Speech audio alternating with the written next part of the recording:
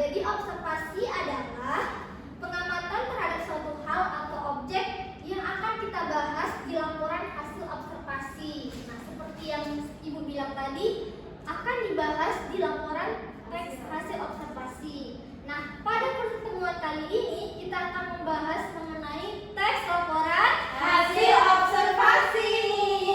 Nah, Ibu mau nanya nih, ada nggak yang udah tahu apa itu pengertian teks laporan hasil observasi? Tidak, Bu. Nah, karena tidak ada yang tahu, mau Ibu jelaskan? Mau, Bu. Nah, teks laporan observasi adalah suatu teks yang berfungsi untuk menjelaskan sebuah informasi atau objek yang telah diamati. Nah, jadi teks laporan hasil observasi ini suatu teks yang berfungsi atau digunakan untuk menjelaskan suatu informasi dari objek atau hal yang telah kita amati sebelumnya. Nah, sebelum kita membuat teks laporan hasil observasi, kita terlebih dahulu melakukan observasi atau pengamatan.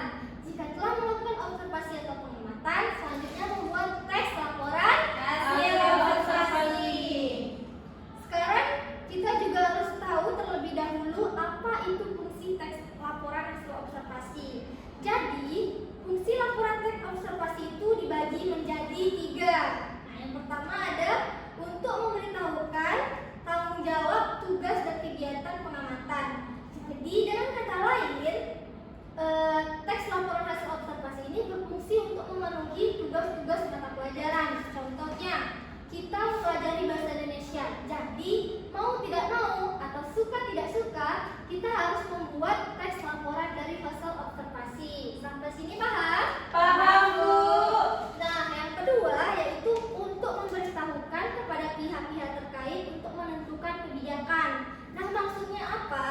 Contohnya gini, misalnya tentang kenaikan harga minyak. Jadi, ketika telah melakukan observasi atau pengamatan mengenai kenaikan harga minyak, kita melakukan observasi, membuat teks laporan hasil observasi, terus kita publikasikan. Nah, dengan kita publikasikan, tanpa sengaja kita memberitahukan kepada pihak-pihak mengenai kenaikan dari harga minyak tersebut. Artinya, kita telah memberitahukan kepada pihak-pihak terkait terhadap kebijakan dari suatu objek. Nah, yang terakhir, fungsi dari teks laporan observasi yaitu sebagai alat perekomendasian.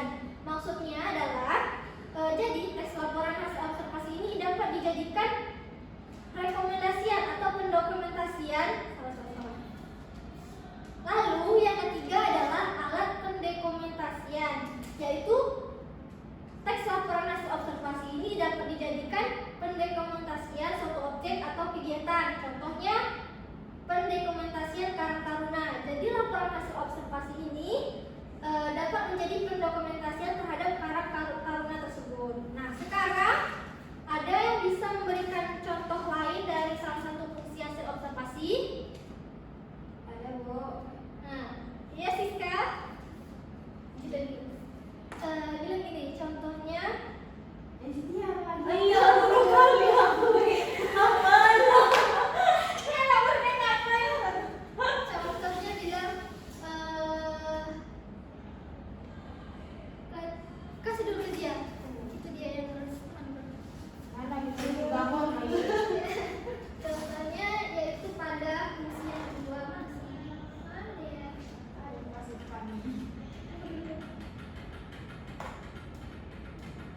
Nggak usah lah bertanya lagi.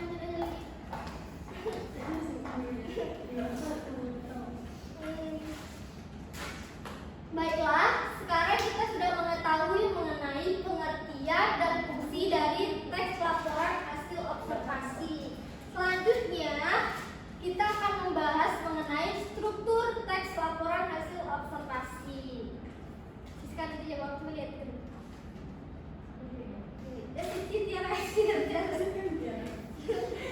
Kasih dong. Ini yang membedakan ini. Ya. Saya, Bu. Apa tadi saya bilang?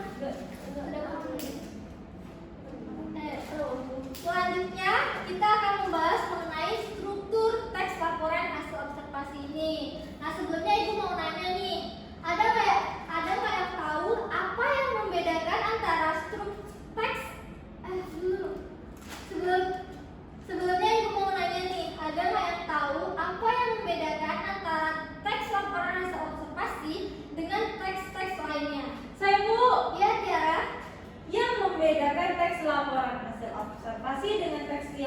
lainnya, yaitu struktur dari teks tersebut.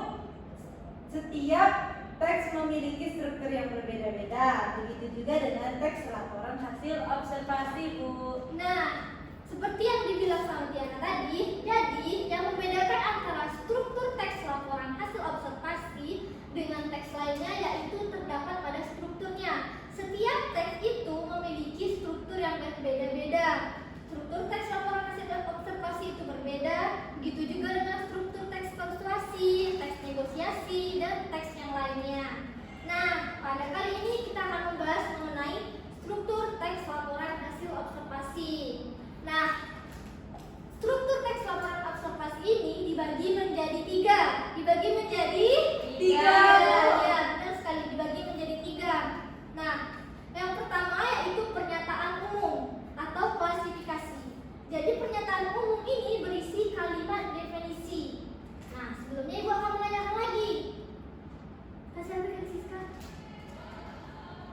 Oh, enggak. Bukan aku.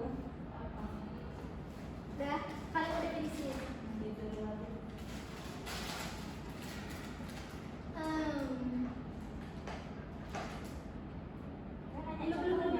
Banyak kalimatnya. Ya, kan kalimat definisi nanti Ibu tanyakan.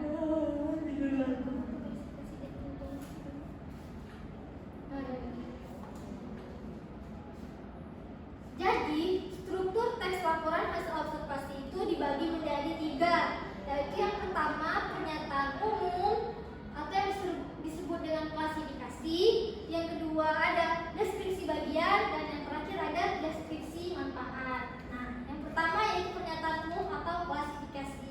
Jadi pernyataan umum ini bisa berisi kalimat pembuka atau pengantar yang akan disampaikan di dalam teks tersebut.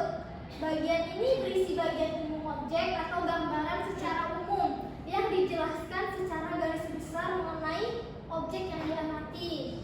Jadi, di dalam pernyataan umum atau klasifikasi ini belum dijelaskan secara detail, hanya dijelaskan secara umum dan secara garis besar. Nah, selanjutnya, di dalam pernyataan umum ini biasanya diisi oleh kalimat definisi. Nah, ada yang tahu tidak apa itu kalimat definisi? Saya, Bu. Nah, ya Siska, jelaskan apa itu kalimat definisi. Kalimat definisi adalah kalimat yang dikonjungsikan oleh kalimat, ialah merupakan contoh. Kalimat definisi kalimat yang dikonjungsikan oleh kalimat adalah bukan Bukan kata-kata. Yang kalimat definisi adalah kalimat yang dikonjungsikan oleh kata ialah merupakan satu dua tiga. Iya Siska, apa itu kalimat definisi? Kalimat definisi adalah kalimat yang dikonjungsikan oleh kata, ialah, adalah, yakni, merupakan, yaitu. Nah, benar sekali. Jadi kalimat definisi adalah kalimat yang dikonjungsikan oleh kata seperti kata yakni, adalah, ialah, merupakan, dan yaitu. Contohnya yaitu wayang adalah, kursi adalah, meja adalah. Nah, itu merupakan kalimat dari kalimat definisi. Nah, lalu jika kita telah membuat pernyataan umum, langkah selanjutnya kita mengklasifikasinya.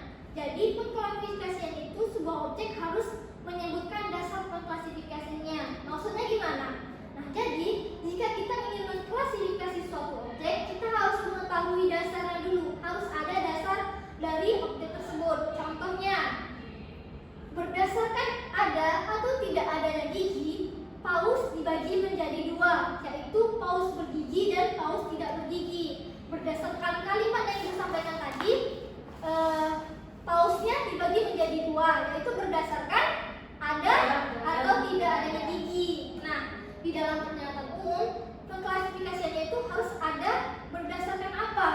Biar jelas nantinya. Nah, selanjutnya yaitu deskripsi bagian. Nah, deskripsi bagian ini adalah struktur yang kedua dari teks laporan hasil observasi. Deskripsi bagian ini berisi penjelasan detail mengenai objek yang dibahas atau yang diamati, atau objek yang